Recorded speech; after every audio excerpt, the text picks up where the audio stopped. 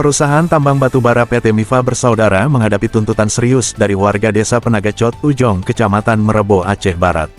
Warga meminta kompensasi kesehatan akibat pencemaran udara yang diduga berasal dari debu batubara.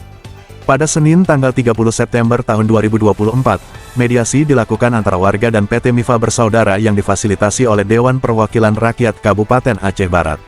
Dalam pertemuan tersebut, warga mengajukan tuntutan kompensasi sebesar Rp1 juta per kartu keluarga setiap bulan untuk menutupi biaya kesehatan.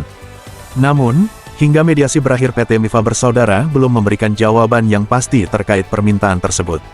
Anggota DPRK Aceh Barat, Ahmad Yani menyatakan kekecewaannya terhadap sikap perwakilan perusahaan yang hadir pada pertemuan itu.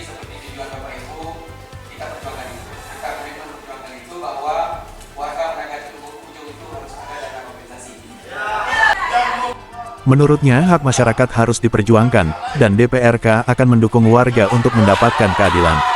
Sementara itu, perwakilan PT Mifa Bersaudara, Supriski Prayuda menyampaikan bahwa perusahaan belum dapat memberikan kompensasi yang diminta karena masih menunggu hasil pemeriksaan lebih lanjut terkait pencemaran udara.